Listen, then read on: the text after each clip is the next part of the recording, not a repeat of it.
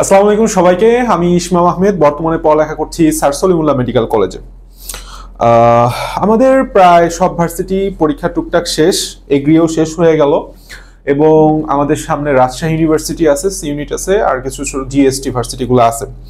So একটা huge amount public এখনো কনফিউশনে আছে, যারা মেডিকেলের সোলি প্রিপারেশন নিছিল কিন্তু মেডিকেল হয় নাই, ডেন্টাল হয় নাই, ঢাবি হয় নাই, ইভেন এগ্রি পরীক্ষাও ম্যাথের কারণে হয়তো তারা অনেকটা ডিপ্রেসড হবে না, হয়তো বা কারো কারো টুকটাক শেষের দিকেও আসলেও আসতে পারে। তো তারা এখনো আসলে কনফিউজড যে তারা আদৌ পরীক্ষা সেকেন্ড টাইমের প্রিপারেশন নিবে কি নিবে না।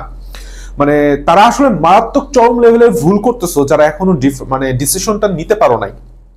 আজকে আমি আমার একটা ভিডিওটা ইনফর্মাল হবে, আমি 7.5 মার্ক কাইটেও মেডিকেলের চান্স কিভাবে পাইছি সেটার একটা ছোট গল্প হবে এবং তোমরা সামনে নেক্সটে কি করবা অ্যাকচুয়ালি সেটার একটা ওভারঅল প্ল্যান দিয়ে দিব ইনশাল্লাহ।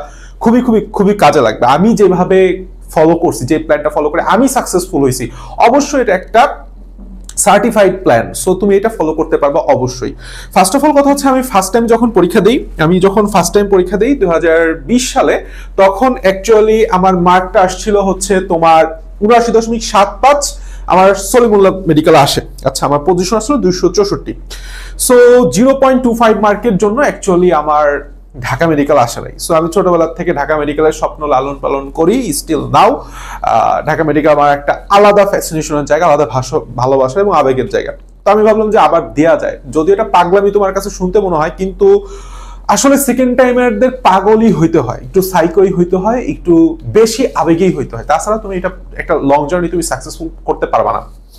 সো আমি যেমন চিন্তা ভাবনা সেরকম কাজ, আমি আবার সেকেন্ড টাইম দিলাম। মাত্র 1.5 মাস বোধহয় আমি প্রিপারেশন নিয়েছিলাম, কারণ আমার অলরেডি মেডিকেলের ক্লাসও শুরু হয়ে গেছিল, কার্ড দেওয়া হয়ে গেছে, টার্মও দেওয়া হয়ে গেছে। তো 1.5 মাস প্রিপারেশনের পরে আমি তোমার হচ্ছে পাইছিলাম অ্যারাউন্ড কত 83.5। আমার 7.5 মার্ক হচ্ছে নেগেটিভ ছিল, কাইটে আসে হচ্ছে 276, 2208 হচ্ছে আমার মেরিট পজিশন, অ্যালোটেড কলেজ আসে হচ্ছে আমার রংপুর। সো তোমাদের এবার কাটা যাবে হচ্ছে 3 মার্ক করে, তাই না? তোমাদের এবার কাটা যাবে হচ্ছে 2 মার্ক, 3 মার্ক এরকম, কারো যদি জিপিএ তে কম থাকে সর্বোচ্চ ধরলাম 5 মার্ক।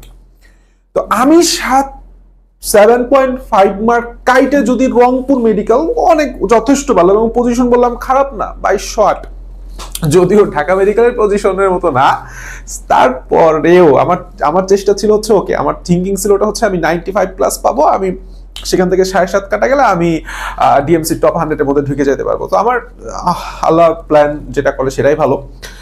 তো তুমি কেন ভাই দেরি করতেছো আমি তোমার বুঝতেছি না।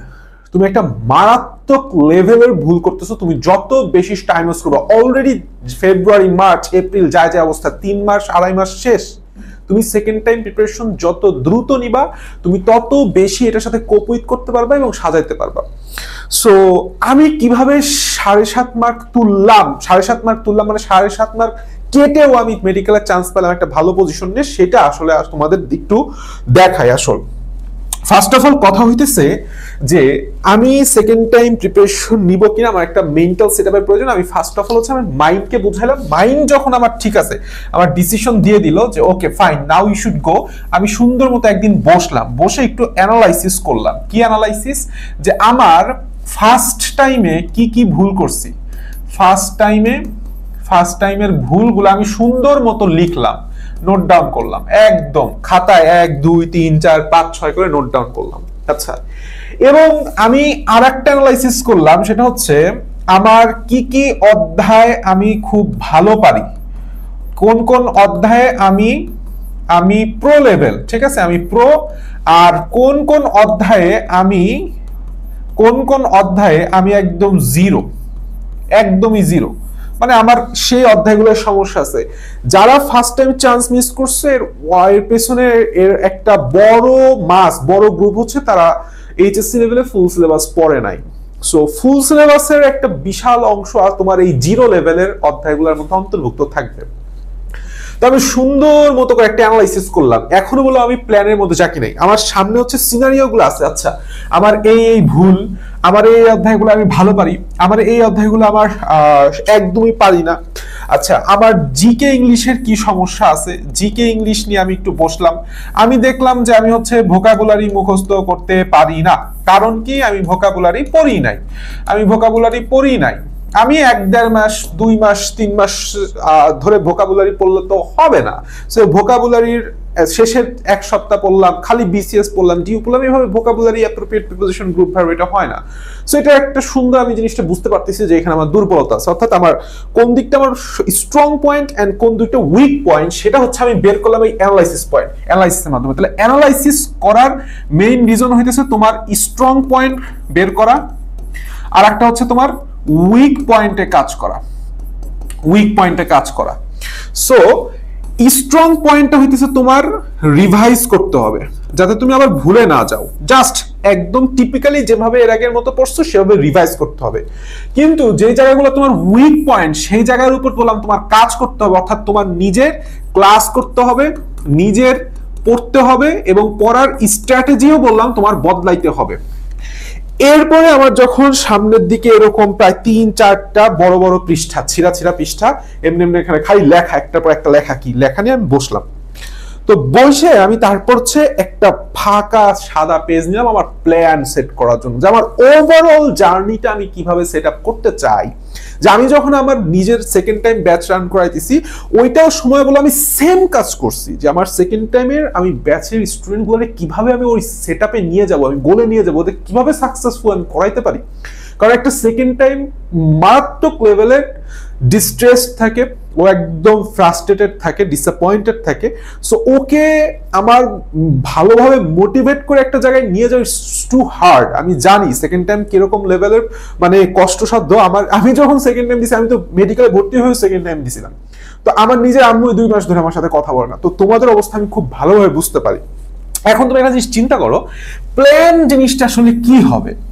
প্ল্যানটা হইতেছে, আচ্ছা ঠিক আছে, তাহলে আমি এত একটা টাইম সেট করতে হবে। ফার্স্ট অফ অল হচ্ছে আমার টাইম সেট, কত মাস মানে মান্থ, এত মান্থের মধ্যে, এই মান্থের মধ্যে তুমি একটা মান্থ সেট করো।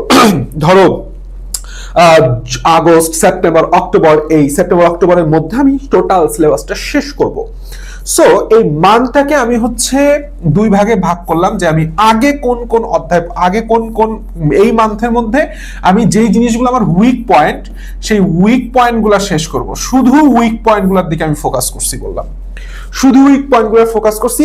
এবং এরপরে যাই আমি হচ্ছে রিভিশন দিব, অর্থাৎ রিভিশনের জন্য আমার আলাদা একটা সেটআপ আছে। তাহলে তুমি মান্থ, তোমার যখন টাইম মাথার মধ্যে ফিক্স যে না আমার ওই টাইমের মধ্যে শেষ করতে হবে, তখন তোমার বললাম সিলেবাস শেষ হওয়া নিয়ে কোনো সমস্যা হবে না। এবং আমার প্ল্যানিং এর মধ্যে আরেকটা জিনিস ছিল, সেটা হচ্ছে আমি দেখলাম যে আরে আমি তো যেহেতু তাইলে আমি দুর্বল, আমি যেহেতু আমার জিকে ইংলিশে দুর্বল, আমি আমার একটা প্ল্যান সেট করলাম যে আমি প্রতিদিন একটা বই নিলাম, যেটা আমি আমার নিজের ব্যাচেও করাইতেছি, সেটা হচ্ছে পোল সলভের মাধ্যমে। সেকেন্ড টাইম ব্যাচে পোল সলভের মাধ্যমে করাইতেছি আমি। তো আমি যখন ব্যক্তিগতভাবে প্রিপারেশন নিয়েছিলাম, তখন আমি কি করলাম, আমি 100টা এমসিকিউ, জিকে এমসিকিউ এবং 100টা এমসিকিউ, কিসের, ইংলিশের এমসিকিউ প্রতিদিন সলভ করতাম। তুমি যে কোনো একটা বই নাও, যে প্রথম থেকে একদম তোমার কাজ হচ্ছে এত মাসের মধ্যে প্রথম থেকে শেষে যত এমসিকিউ পরীক্ষা প্রশ্ন আছে জিকে এবং ইংলিশে, তুমি ইংলিশের জন্য মাস্টার নিতে পারো, গ্রামার পার্টটা আলাদা রাখো, ভোকাবুলারি নিয়ে শুরু করো, অ্যাপ্রোপ্রিয়েট প্রিপোজিশন নিয়ে শুরু করো, গ্রুপ ভার্ব নিয়ে শুরু করো, ফ্রেজ এন্ড ইডিয়মস নিয়ে শুরু করো, যে আমার এই পার্টটা আমি কতদিনে শেষ করব। প্রতিদিন 100টা করে এমসিকিউ সেল করা, এই প্র্যাকটিসটা আমি ফার্স্ট টাইমে করি নাই। হয়তোবা সেটা করলে আমি হয়তোবা অন্য কিছু হইতে পারতাম, যাই হোক। সো এখন আমি এই প্ল্যানের মধ্যে আমার থাকলো হইতেছে আমার বায়োলজি, কেমিস্ট্রি আর ফিজিক্স। এই ফিজিক্সের একটা টাইম ফিক্স করলাম এদের জন্য আমরা মান্থলিটাকে ভাগ করে দিয়েছিলাম আমি ফার্স্টে, যে এত মান্থের মধ্যে আমি ফার্স্টে আমার উইক পয়েন্টগুলো শেষ করব, এরপরে আমি রিভিশনে যাব। আচ্ছা, ভালো কথা। এরপরে মজার কাহিনী হইতেছে, এই প্ল্যানটাকে তোমার উইকলি রুটিনে ছোট ছোট ভাগ করে দিতে হবে। এই জায়গাটাই সবচেয়ে ইম্পর্টেন্ট জায়গা, যেটা আমি ফলো করছি এবং আমার সেকেন্ড টাইম ব্যাচেও আমি সেম জিনিসটা করতেছি। ওইভাবে তোমাকে দেখাই, তোমার বুঝতে সুবিধা হবে। দেখো, এটা হচ্ছে আমার একটা সেকেন্ড টাইম ব্যাচ যেটা আমি রান করতেছি। এটার উইক 1 এর সিলেবাসটা তুমি একটু খেয়াল করো, যে আমি ফার্স্টেই আমি যেভাবে ফলো করছি, আমি সেকেন্ড টাইমে যেভাবে ফলো করছি, এইখানেও আমি তাদেরকে সেভাবে আগায় নিতেছি।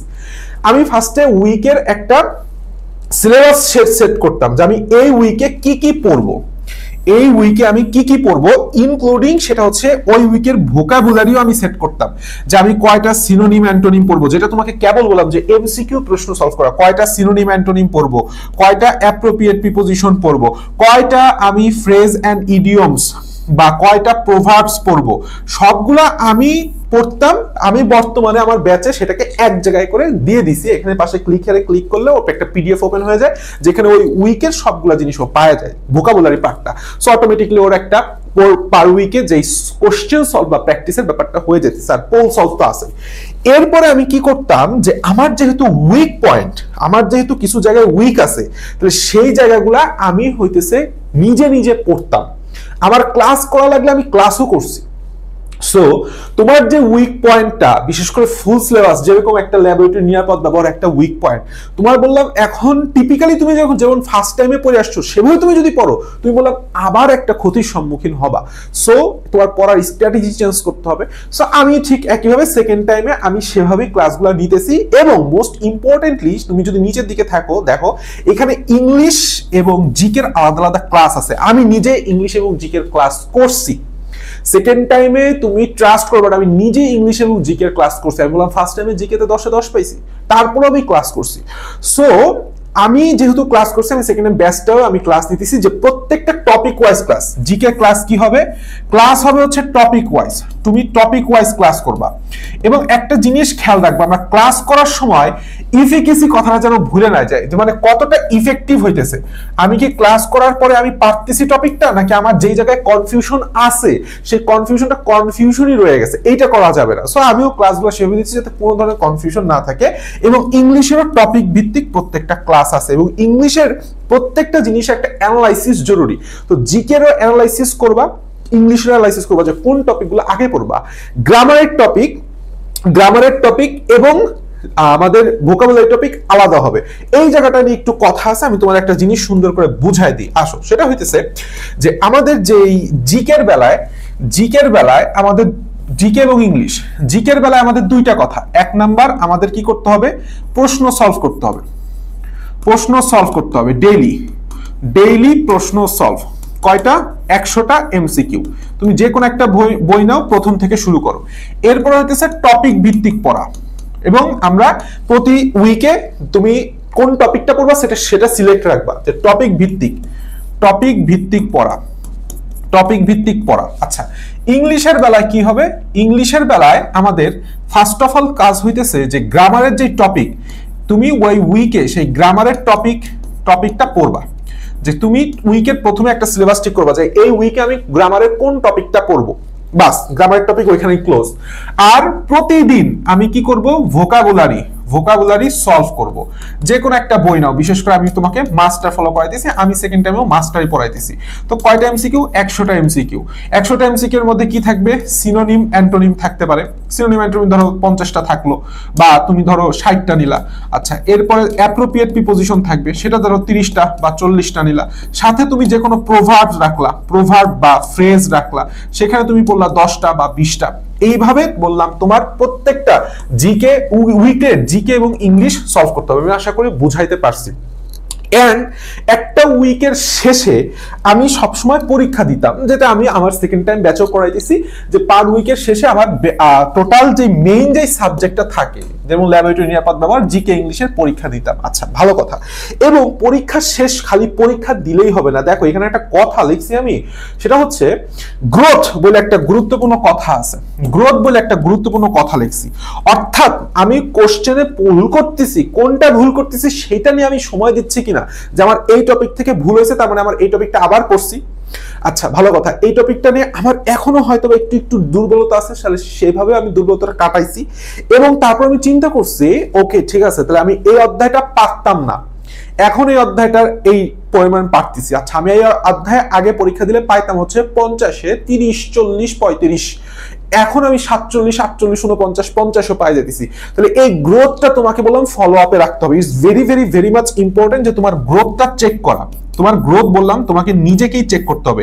আমি যে স্টেপগুলো বললাম সেই স্টেপগুলো তুমি যদি এখন থেকেই ভিডিও দেখার এই মুহূর্ত থেকে ফলো করতে পারো, ইনশাআল্লাহ 2 3 4 5 7.5 মার্ক, 7.5 মার্ক ডাজন্ট ম্যাটার, অবশ্যই সেকেন্ড টাইম মেডিকেলে চান্স পাওয়া সম্ভব। Best of luck.